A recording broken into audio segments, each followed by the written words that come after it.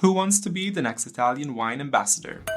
Join an exclusive network of 400 Italian wine ambassadors across 48 countries. Vinitaly International Academy is coming to Chicago on October 19th to 21st, and to Almaty, Kazakhstan from November 16th to 18th.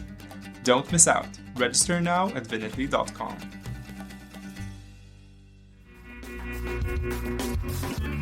This podcast is brought to you in association with La Taverna Friuli, the definitive podcast on the wines of Friuli Venezia Giulia. La Taverna Friuli is a proud supporter of the Italian Wine Podcast. I'm host Wayne Young, and if you're a fan of the Italian Wine Podcast and want to take a deep dive into this fascinating wine region, visit latavernafriuli.com or wherever you get your pods.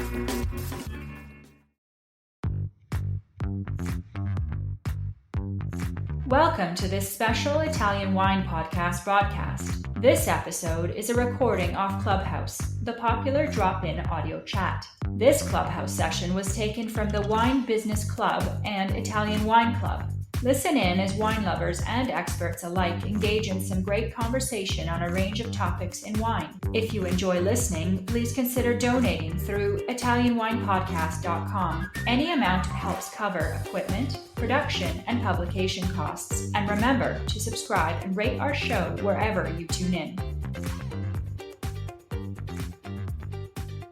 For today, we have our 158th installment of our Clubhouse Ambassadors Corner, and we have here Wayne Young from La Taverna Friuli. I also wanted to introduce myself because people may not know me in here. My name is Laika Caparas, and I am the producer of Italian Wine Podcast.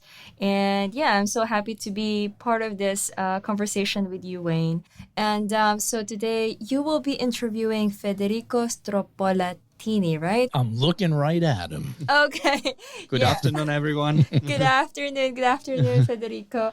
All right, so before I begin, I will be introducing you, Wayne, and then I'll be asking you 3 questions for just a briefing of what the conversation is going to be like. Sounds good. Yep. All right, so Wayne is U.S. expat living in Friuli Venezia Giulia since 2002. He's a self-employed wine marketing and communications consultant, wine educator, and events coordinator, and the host of the La Taverna Friuli podcast. So why did you select Federico Stroppolatini as your favorite producer today? Well, apart from the fact that he's got really good energy and he's a young and enthusiastic winemaker in Friuli, which we really need. Right. We definitely need guys, these forward-thinking, enthusiastic young guys making wine here in Friuli. He's a hardworking guy who's trying to bring his family winery to the next level, working organically.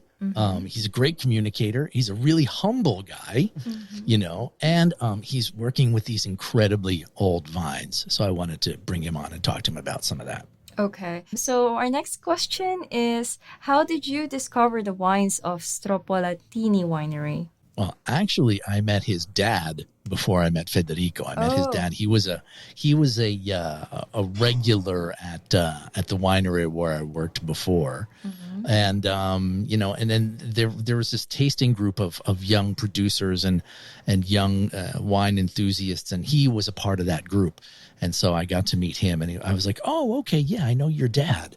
So, it actually took me some time to realize that he was the son of that guy. So, so I realized that he was taking the winery to a new level. And I said, it would be really nice to sort of talk to him more about it. I'm wondering, how old is Federico? Federico, how old are you? 32. 32. Until November. Oh, very young, very young. Yeah. Yes, okay, that's amazing. Last is, what are the learning objectives that we should be expecting from this interview? Well, I'm interested in learning a little bit about sort of Federico's origin story, how he got involved in the winery and things like that. Challenges of being an organic winery in Colli Orientali. Right. And also some of the details about working with these really, really ancient vines. Okay. All right. So before I mute myself and turn over the floor to you, I want to give a huge shout out to our listeners and our Italian wine ambassadors. So we have here Elena, Julia, Cynthia, Titi, Andrea, Beverly, and Andre. Hello, everyone. So, yes, I am now going to mute myself and I turn over the floor to you, Wayne. Thank you very much, Ligo. Pleasure to be here. Thanks for coming here. Federico Stroppolatini. Yes. Thanks for having me. So just to give people a little bit of a bio about you, Federico Stroppolatini, together with his sister Marianna, runs their small family-owned vineyard and bed and breakfast, in the heart of the Colli Orientali area, near the UNESCO city of Cividale del Friuli. The farm was born in the second half of the late 1800s, and still today it preserves the original vineyard of Friulano planted by their ancestors around 120 years ago. This really turns me on. Federico takes care of the production, the running of the 6 hectares of vineyards, all situated on traditional terraces on the slopes of 2 hills of the estate, with particular care for autochthonous varieties, low environmental impact with organic farming, and limiting interventions on musts and wines, and avoiding industrial yeasts, industrial clarifications, and stabilizations, preferring longer agings for both whites and reds, aiming to be territorially complexity and elegance in the glass. Thank you, Federico, for coming today. I'm really interested in finding out a little bit about this long history in old vines. But first, I want to know a little bit about maybe the Stroppolatini family history and maybe a little bit of the origin story of the winery itself. Okay. Well, first of all, I'm really, really flattered by the things that you said before about me. So thank you. You're very welcome. all merited. All merited. I hope so. And thank you very much also for inviting me here. My pleasure. Actually, it's funny that the surname Stroppolatini actually came a little bit later, at the beginning of the 20th century. But the farm was bought by the grandfather of the wife of Stroppolatini. Okay. And the farm, the first hill that let's say it's part of the farm of the estate was bought in 1868. Okay. And from the beginning, they started to make the terraces where the vines are still today. And later, slowly, they added a little bit some pieces to the vineyards. So the oldest part, it's actually, I asked my father, and he actually was telling me that since the 1868, the vineyard was existing. Okay. So we could have still some plants of that era. But when it was reselected, the biotype that was reselected in this very oldest part of the vineyard, let's say the most certain data, it's of the last years of the 19th century and the first years of 20th century. Wow. So maximum from 1900 to 1910s. Okay. And if you want later, I'll tell you. So these are sort of the documented evidence that you have of when vineyards were planted. Exactly. Okay. Because there could be back to 1868. Yeah, family history tell that the plants were still from the beginning when my grandfather bought great grandfather exactly bought the hill, but the dating process dating process was allowed because the biotype of Tokai that is of this plant was reselected more than 30 years ago. Okay. And the person who reselected these vines found polloni in English. Polloni. It's like some shoots of the plants. Okay. That let's say are not the productive ones. Okay. But start from the bottom, from the graft. Okay. Yeah. I think we call those suckers in English. The ones that you have to take off of the. Exactly. Yeah, okay. Exactly. These suckers are of the bottom part of the plant. Right. So grafted plants.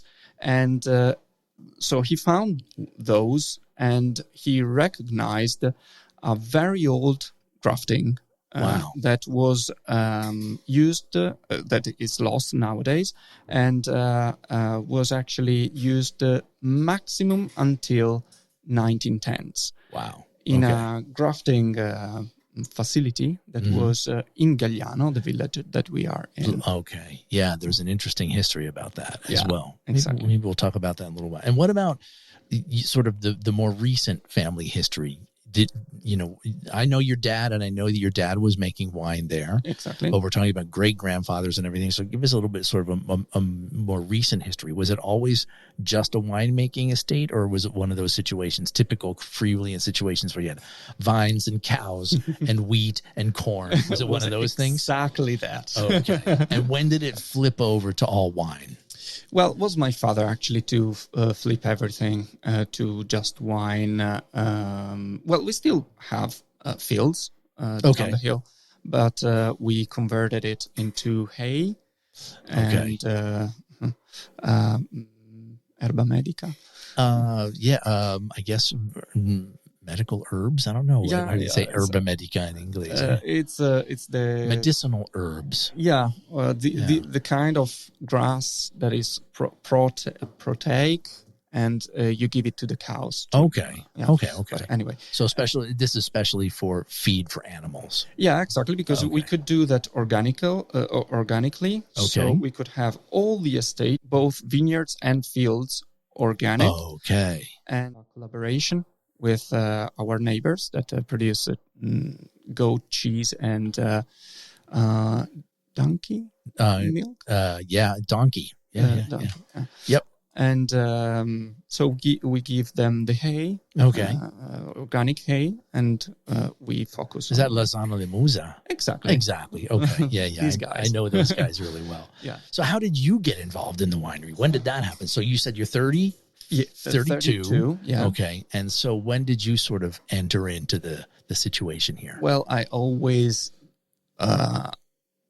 harvested. It was really far on time for me. When I was a child. Are you being sarcastic, or did you really enjoy harvest? No. I really enjoy harvest. When I was a child, it was a party because it was, with we have a small estate, so we pick grapes by hand, and so back in the day, you had all these people coming to our farm to harvest, and we were like kind of a bigger family. Okay. We knew each other. Extended family. Exactly.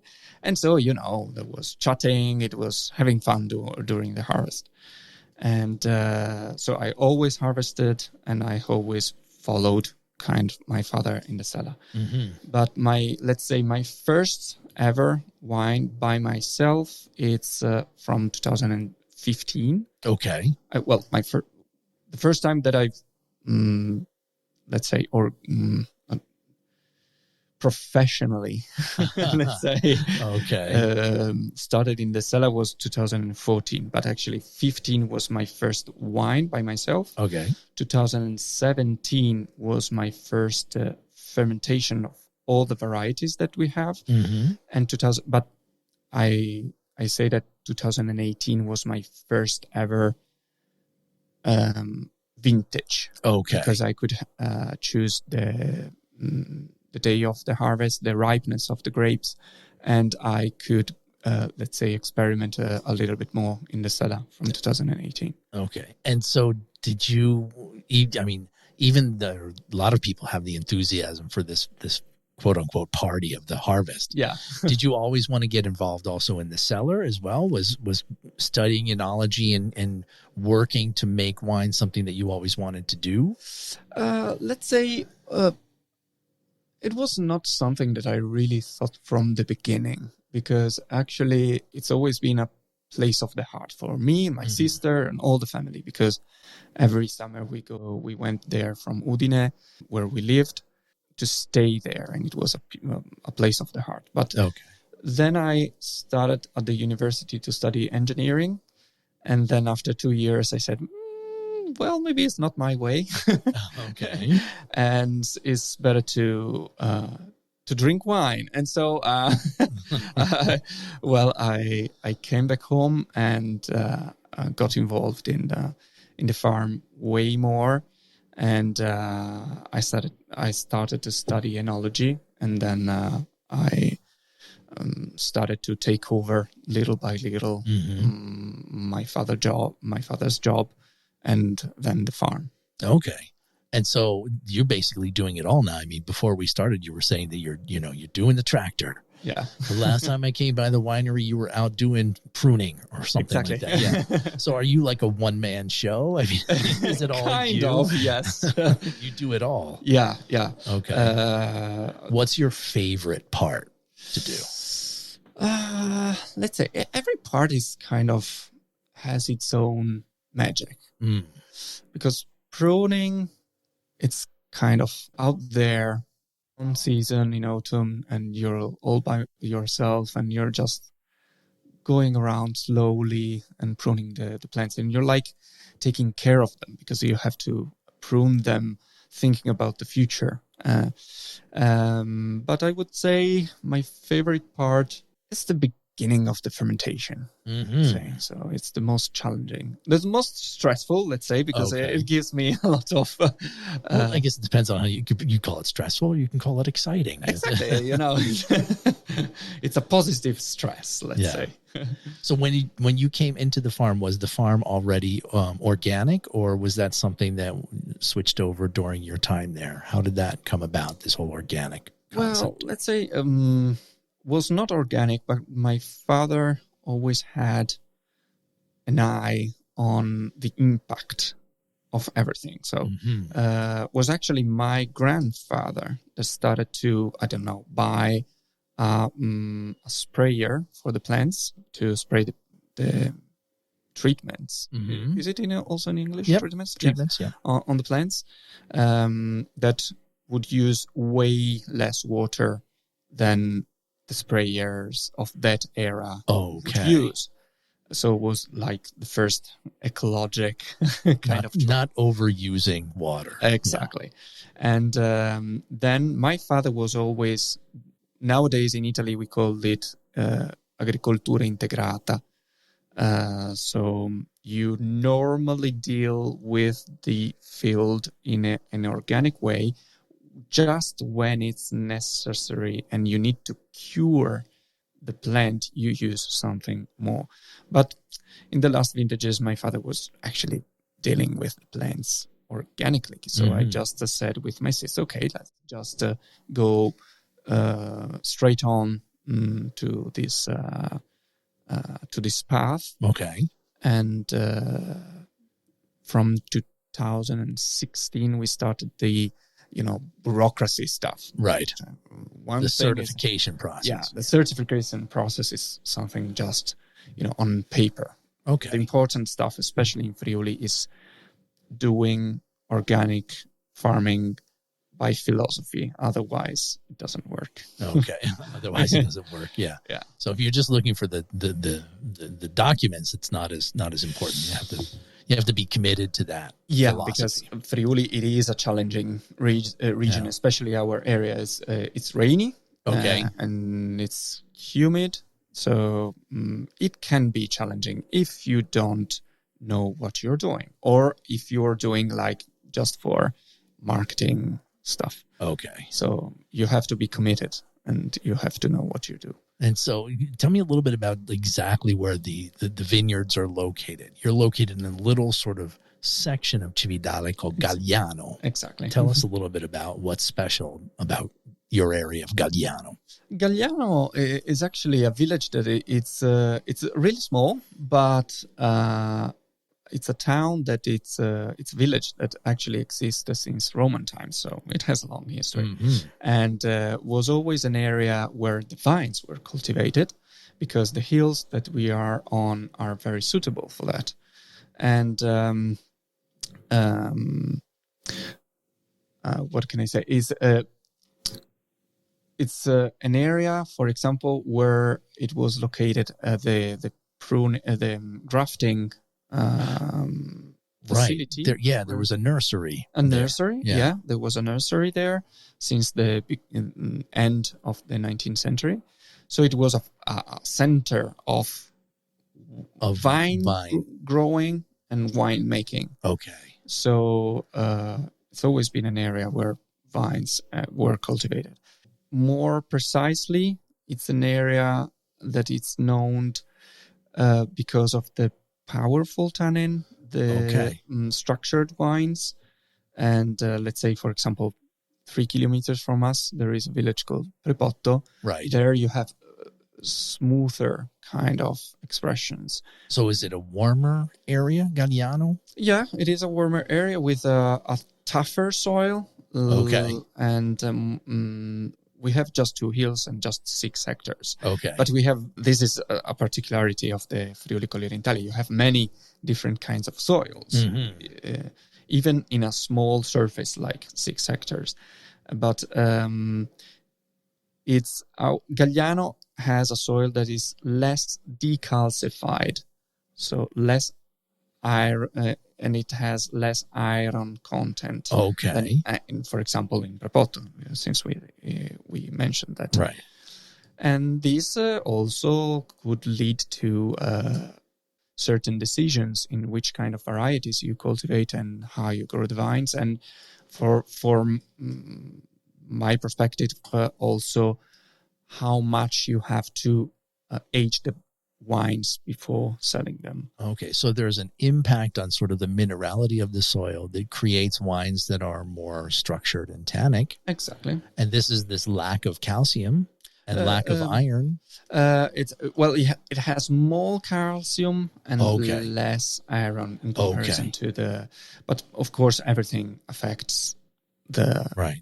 Would this still be considered ponca? Is this exactly. Yeah. It is, but it's ponca. Slightly different. Exactly. Ponca. Because, for example, in Prepotto, it's more decalcified, so it has less calcium, more iron, and so this leads to smoother kind of tannin, and let's say, different expression, I would say. You have pros and cons in everything. Of course. So is there sort of more of a kind of a limestone sensation to this ponca? Yeah. Okay. Yeah. More clay, less clay? The base is common of all the ponca. Right. But you can have many different versions of it. So you can have very gray kind of ponca. Or very, very brown. Very brown or even red-ish kind of. That is the more irony kind of soil. So, for example, historically, where the chestnuts tree were growing, were areas where the iron was very present, and calcium was very low. And nowadays, it's normally you use these kinds of soil to plant, for example, schioppettino, that is really suitable for this kind of expression of the ponca. And you work with schioppettino? Yeah. Okay. We'll talk more about that because you work with a lot of native grape varieties. But before we get into that, I wanted to ask you a little bit about these really old vines that you got into. Now, these older vines are almost exclusively Friulano, or are there other varieties that have that kind of age? The main part is Friulano. Yes. Okay. The main part. We have half of an hectare in the very, very oldest part. So the one that was from the beginning, from 1868 to end of the 19th century. Then we have a slightly younger one. So from 1900 to 1910. Okay. So in everything together is 1 hectare of more than 100 years old Friulano. Okay. Then there are also plants of other varieties such as Refosco, and like it was common at that era with the Refosco, you had some plants of Franconia, for example. Okay. Yeah, but these are just a few lines and it's less plants. Mm-hmm. And there was also Verduzzo, but unfortunately it was took out way back in the day. But we have many bottles of the what's it 1960s. like working with these ancient vines? What are sort of the challenges and what are sort of the advantages of working with these vines that are 120 or 130 years old? It's a big responsibility. Of course, yeah. It's almost like you need to keep them alive. They have to stay, right? Yeah, but for that they are really, really, really way easier to deal with than the younger ones. Really? Tell me about that. They get ill way, way, way less often, way less. You have way less impact of dead plants in that vineyard than in younger vineyards that we have. So you mean they're less likely to die as plants than the younger vineyards? They are way more resistant. Really? Way more. Okay. And they are way more resistant, for example, for nowadays climate. Because, except these two vintages that were really rainy. Okay. Where they actually showed how much they are way more resistant also from year-to-year kind of illnesses. So, for example, powdery mildew. Okay. Yep. And oidium. They are way more resistant than the younger vines. Yes. Do you think that's like a natural, immunity that they've gathered up over the century, or do you think that's something to do with the biotype? It's both. It's both. Science really already told that the older the plants are, they kind of get an immune system that they develop. Okay. And apart from that, I would say that also it's because a vine that have more than 100 years old have a very developed root system. Of course. A very solid one and a very deep. So they can reply to both positive and negative kind of, let's say, situation, especially climate situation, bad climate situations such as dryness or too much water or something like this, way better than the others. Really? Yeah. And for example, 2022 was very, very dry, and they didn't have a problem. There was no rain for almost 2 months, and their leaves were green. They didn't turn yellow like they normally the plant would do if they are in very bad water situation. Yeah, like hydric stress. Exactly. Yeah. Okay. And so that leads, if we are talking about the grapes that are the outcome. And I'm interested in that too. Yeah. This is very important because they can go on with the ripening process way more in a way more balanced way than younger vines that suffers from lack of water or too much water or illnesses or something like this. They just go on from following their path. Okay. And so they can deliver grapes that are less stressed, let's say, than younger vines would do.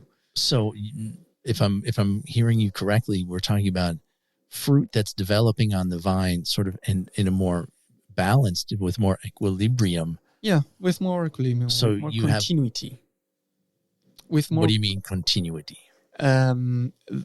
Because, for example, they can go longer into the season, or is that, because I'm always thinking when I'm thinking about ripeness, I'm thinking like, okay, you don't want to get too much sugar before you have some polyphenolic ripeness, right? Exactly. You want to make sure that your seeds are turning brown. You want to make sure that your skin is solid. Yeah, exactly. So I would imagine like maybe a younger vine maybe would pump a little bit more sugar into the grapes, and you might have to harvest earlier. Yeah. And maybe the older vines are sort of doing it a little bit more gradually, so you can push the ripeness a little bit more. Exactly. You could do that. And also is when when the plant is stressed, such as lack of water, for example, the plant at a certain point says, okay, well, okay, the grapes, but I have to survive. I need water. Yeah. I need water. So at a certain point, if they arrive at a certain point that is no longer, let's say, healthy for the plant to go on with the ripeness of the grapes in very stressful situation, the plants just pause. Okay. The developing of certain aspects of certain components of the grapes.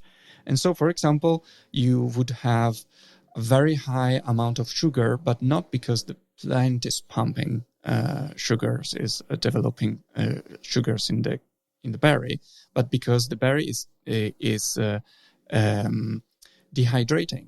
Okay. So it's concentrating. It's concentrating, and because, for example, if we are talking about lack of water, the plant is not well in that moment, just pause the evolution of the polyphenols in the berry. So you would end with a concentrated must in sugar, but an unripe, for example, seed, an unripe skin of grape, and this would lead to, I don't know, for example, bitter tannins or bitter kind of aromatic compounds in a grape, because you would reach a point of sugar that is too high that you have to harvest, but the grape is not. It's not ready. Yeah.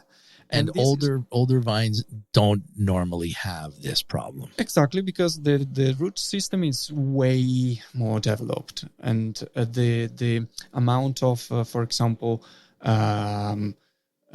reserve energy they have in the wood, it's way higher than the younger plants. Okay. So, for example, if you have a frost in the early season, younger plants have less energy to start over a new.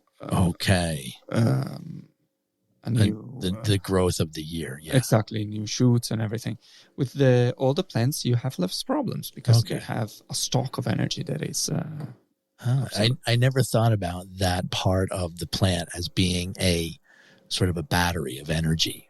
It is. It is. So it's an energy reserve, actually. Exactly. I always looked at those big trunks as almost sort of, kind of like functional. Fat, like on me. that it's kind of like it slows you down. It sort of saps your energy. But no, it is kind of like fat. It is a source of energy that they burn off when they need. Exactly. Okay. Exactly. Interesting. I was going to say something about so you deal a lot with Friulano, but I see a lot of other native grape varieties too. Yeah. I mean, I do see Sauvignon.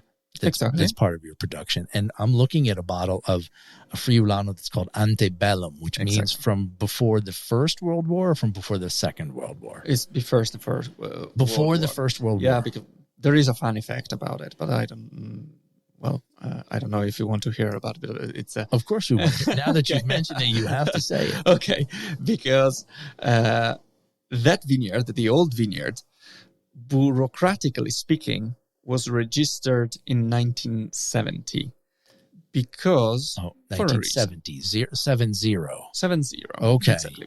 But for a reason, because the DOP of Friuli Colli Orientali was born in 1970.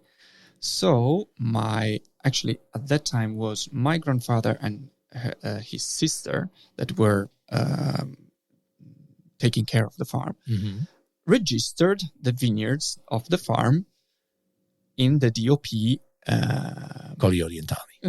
Like the registry. Exactly. Okay. Exactly. So they said, okay, well, let's say this vineyard it's of the 1970s, but actually it was of the the 19th century. Okay. So they didn't actually put the real date of how old the vineyard was. So time to register the vineyard, just put 1970. Exactly. Okay.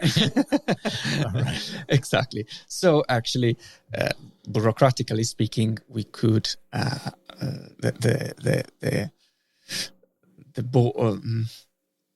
the vineyard was born in 1917. Bureaucratically. Exactly. But bureaucracy doesn't matter. It's exactly the real age of the plant. It's how many candles are on the cake that really matters. Exactly. Exactly.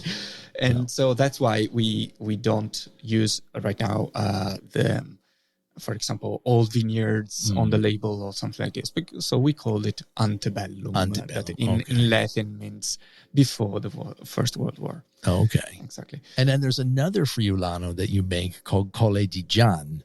Colle di Giano, yes. Colle di Giano? Giano, yes. Okay.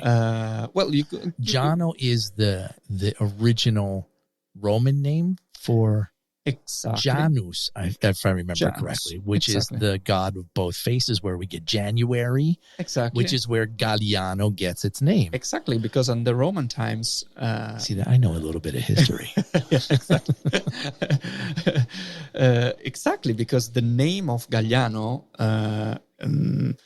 was took because in the Roman times they built a temple dedicated to Janus, to Giano, in the area where now Galliano is. Oh, okay. Now, see, that I didn't know. Yeah, this is, me neither years ago. So it was fun to discover that. And fun fact, in the dialect of the area, Galliano is still called Gian, so, like in Roman times. So Colle di Giano. Exactly. When you is that also a new free? Is that also a Friulano? Back in the day, when you tasted it, yes, it was a selection of 600 bottles of Friulano that was aged in French oak barrel. Already used, exhausted, so no boisé, but structurally speaking, was way more creamy here. Sorry. So let's say it was inspired by, let's say, Chablis kind of mentality. Exactly. So white wine with structure, with longevity, with elegance and creaminess. Nowadays, it's a little bit different because I liked the name. Because it bounded the product to the place. That's very cool. Yeah. And but it was an idea that I was thinking about from a long time, because, fun fact, Friulano is considered an autochthonous variety. Right. But it became an autochthonous variety because it actually was not native of Friuli. It was native of the area of Bordeaux, and its original name was Sauvignonas. And especially the biotype that we cultivate in the 130 years old vineyard, because that biotype is called yellow Tokai.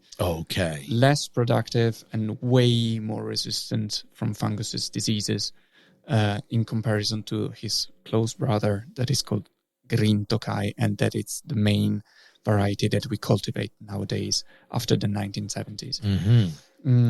So an idea that was running in my mind, it was to,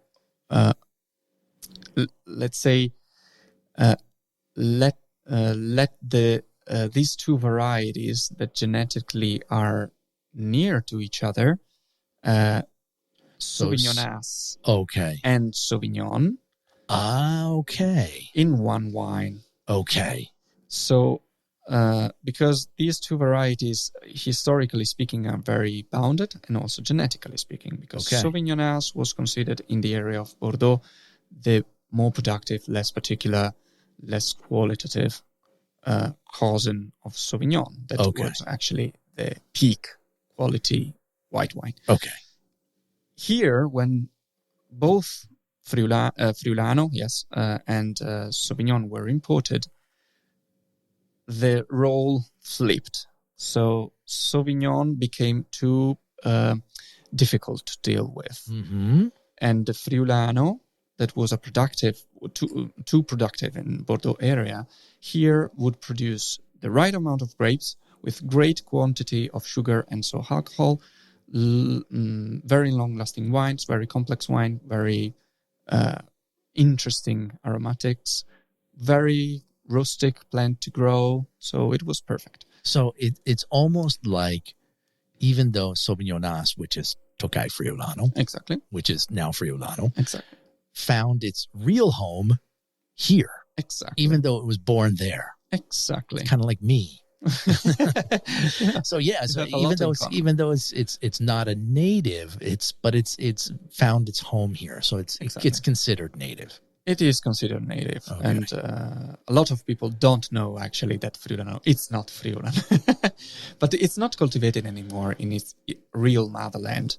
It's true.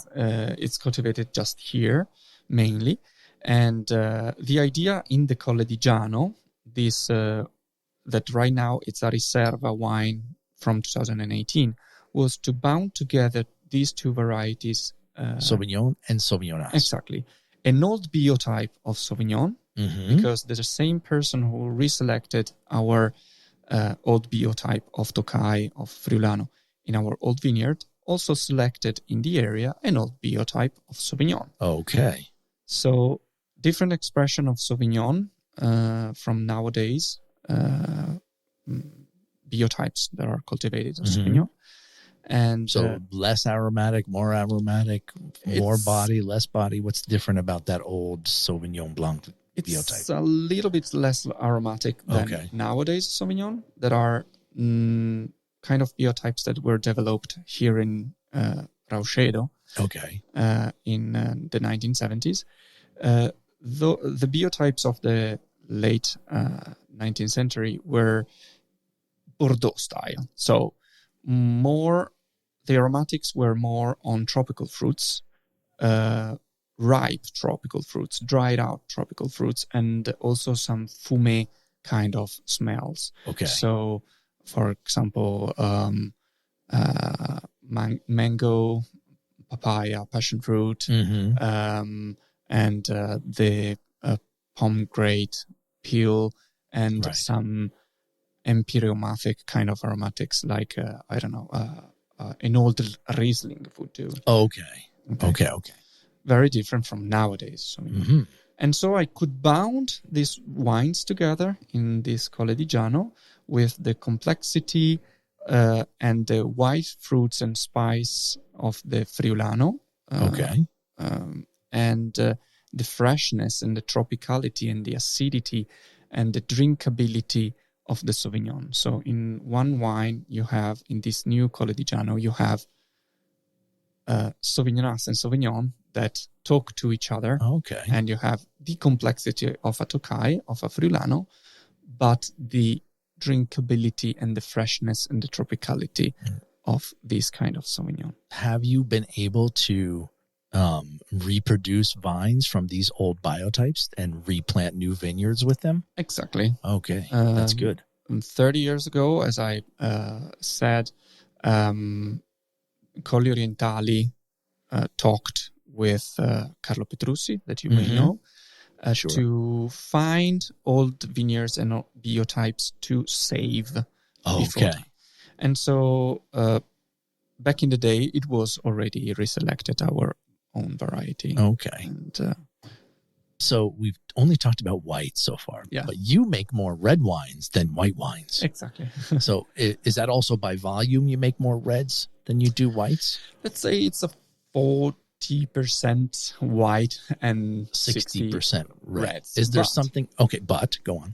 On surface speaking, it's way more red wines, and also in numbers of varieties, because I cultivate 3 white grapes, Friulano, these old biotypes of Sauvignon.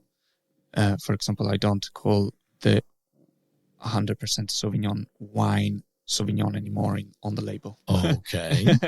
But and then I have Ribolla Gialla, another autochthonous white grape. Then as red wines, we have 5 of them. So 2 international, Merlot and Cabernet Franc, Carmenere actually, and Refosco, Schioppettino, and Pignolo. There are 3 autochthonous varieties. Okay.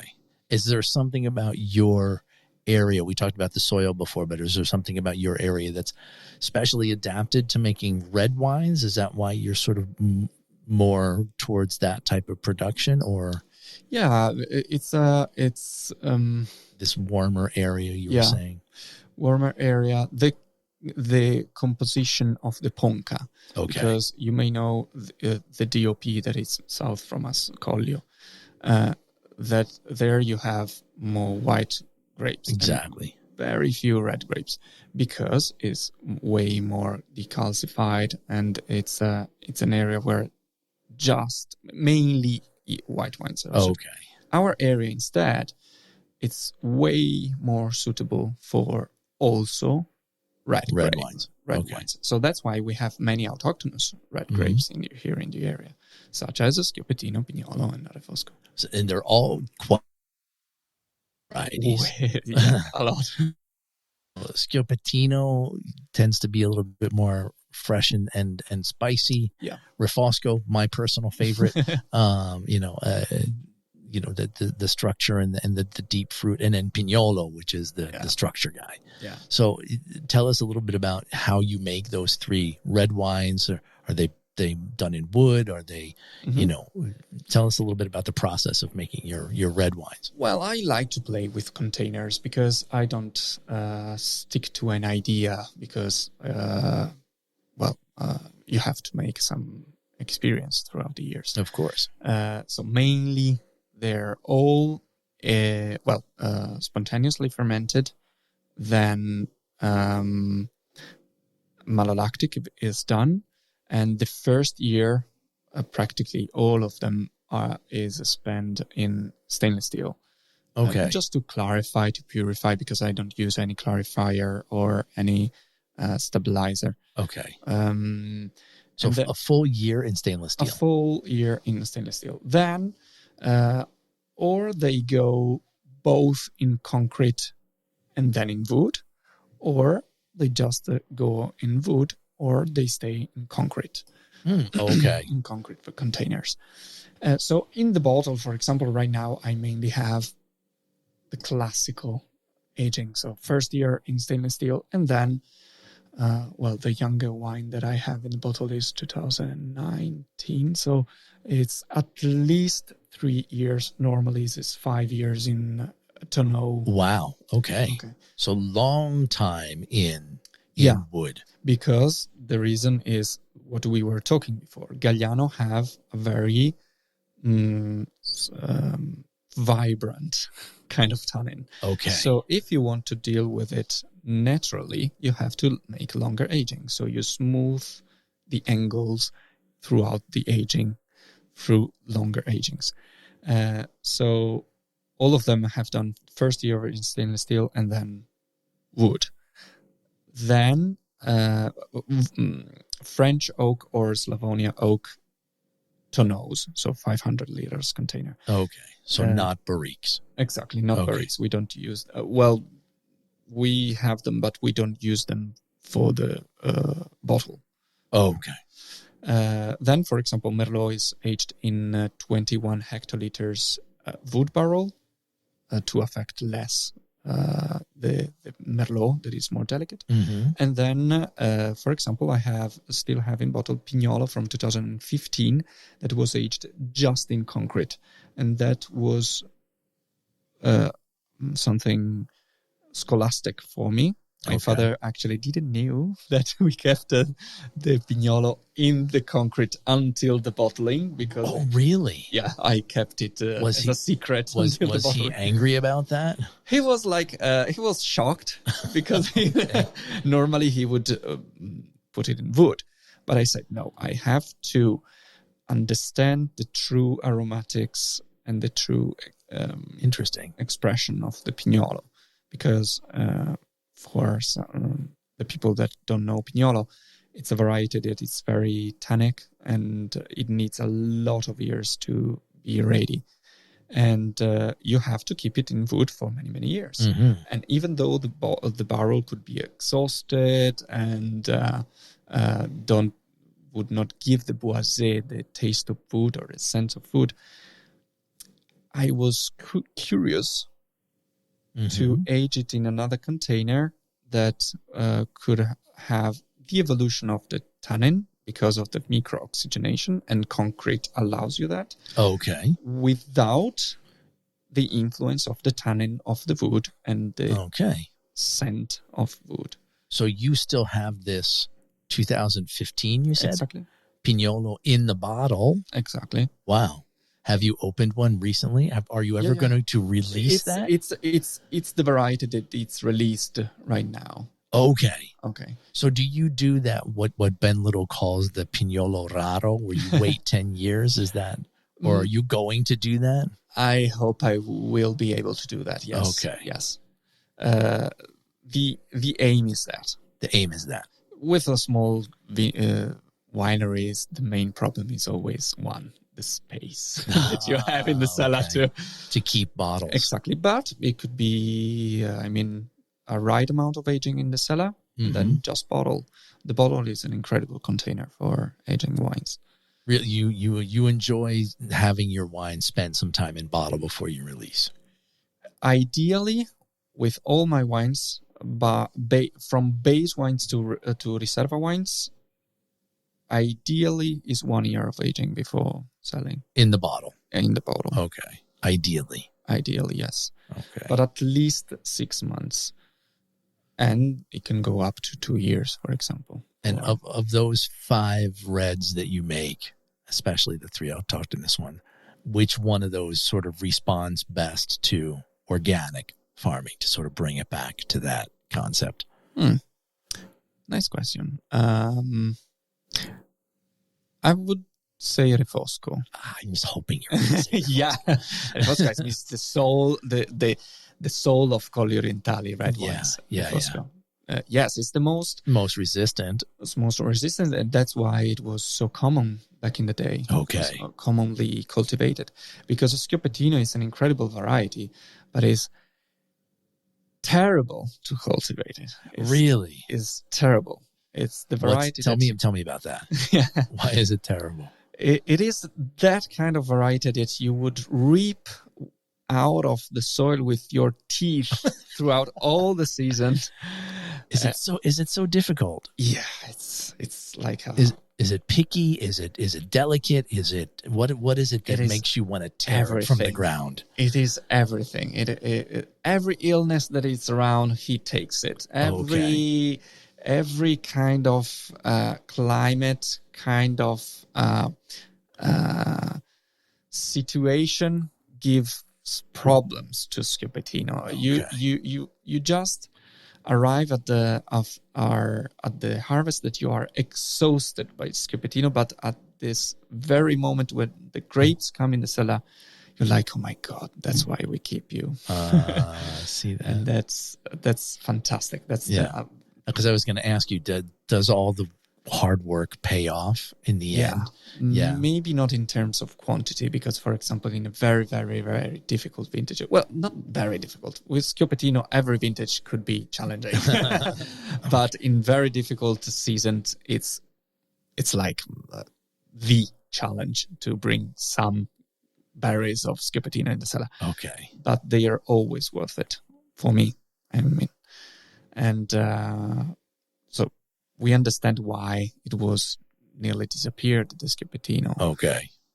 Because the cultivation was difficult. It's very susceptible from powdery mildew, especially on the grape, on the cluster, but also on the leaves. Is also susceptible, and this is the crazy part. It's susceptible from the contact with the copper that you use to defend the plant against the powdery mildew. Okay. So it doesn't like to be sprayed with copper. Exactly. Which is what you're using to protect it. Exactly. So that's the crazy part. I didn't know that. Okay. Yeah, and that's why in the older days they could not cultivate it, because they used a huge amount of copper, because there were formulas of copper that were very, prehistoric. Okay.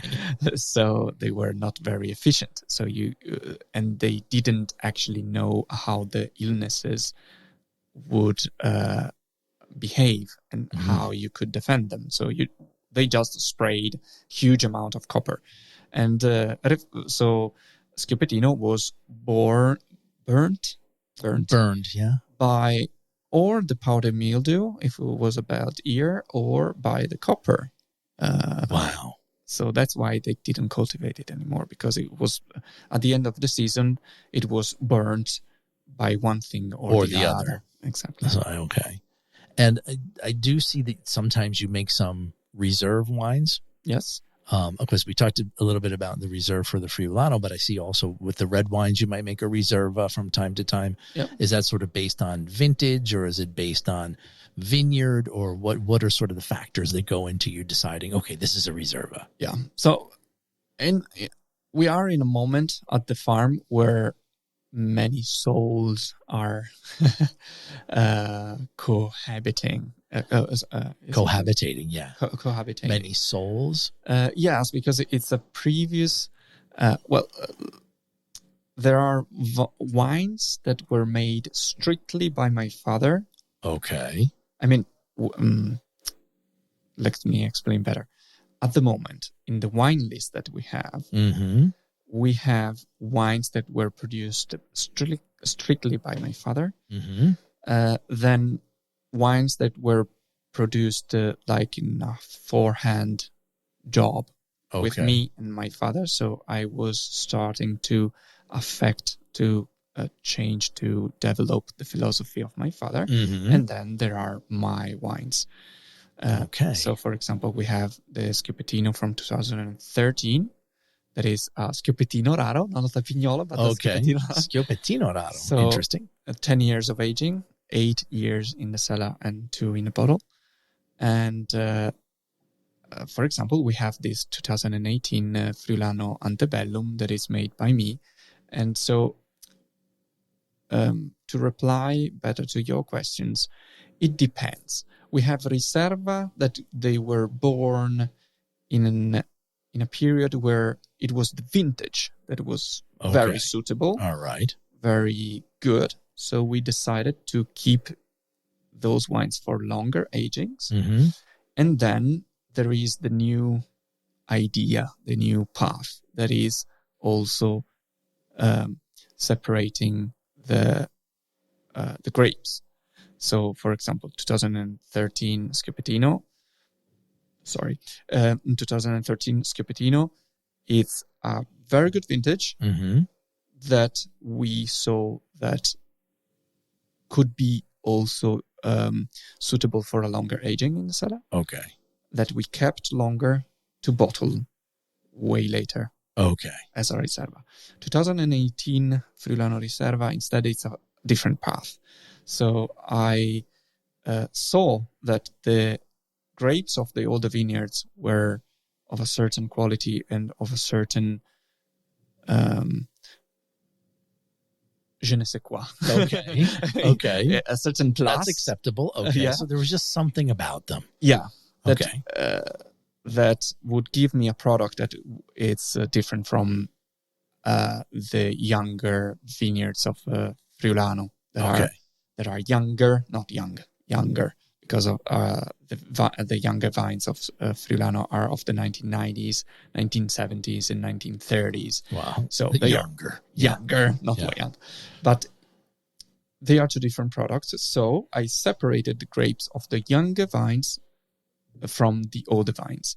And so the younger vines give grapes that wines that I bottled before as a base Friulano.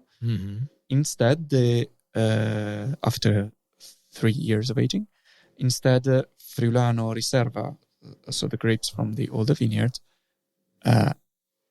it's cuvée. Cuvée, okay. It's a cuvée, and is also aged longer. Okay, good. Laika, I don't know. We're here at 28 minutes after the hour. I don't know if you want to maybe invite some. No, we're here to. Hello. If you wanted to invite some other questions, or if you had some questions. It was very interesting. Actually, I'm really interested and engaged during the conversation, especially when you guys started talking about the old vines. Anyway, so let's go back to her question. How thick are the trunks old vines? That's her first question. Well, they are not as thick as we would normally think, because our soil, it's a characteristic of our soil is that it's poor in nitrogen and very rich in micronutrients. So the plants are actually not that thick. They are thick, but they are not as thick as they would be, for example, in the flatlands of Friuli, where you have soils that push the plants way more than our soil.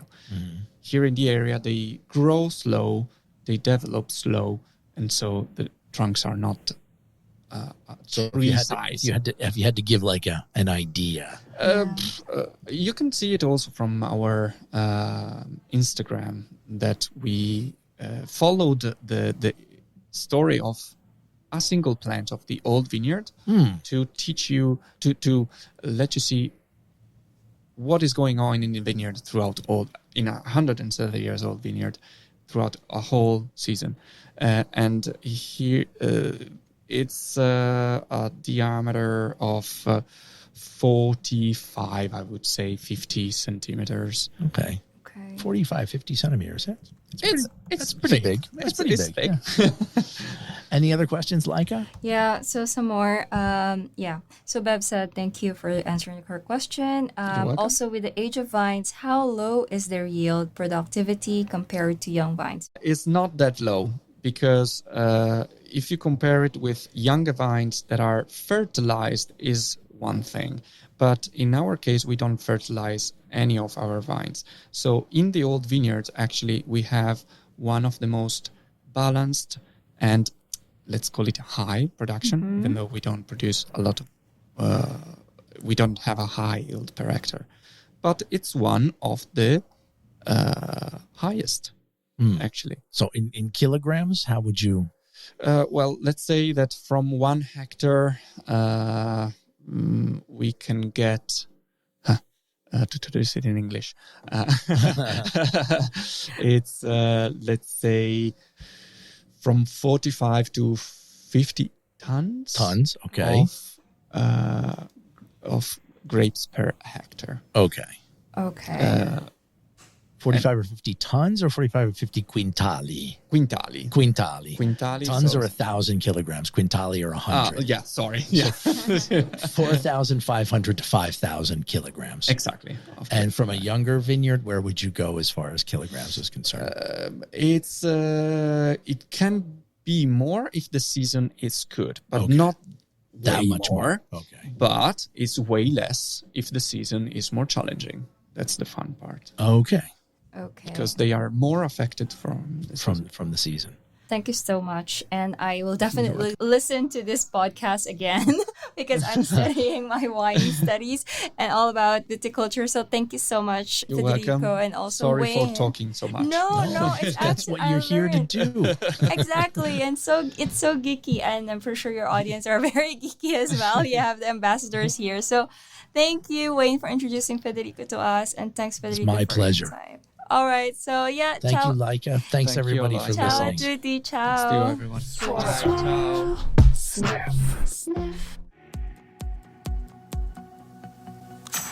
Listen to the Italian Wine Podcast wherever you get your podcasts. We're on SoundCloud, Apple Podcasts, Spotify, Himalaya FM, and more. Don't forget to subscribe and rate the show. If you enjoy listening, please consider donating through ItalianWinePodcast.com. Any amount helps cover equipment, production, and publication costs. Until next time, cin cin.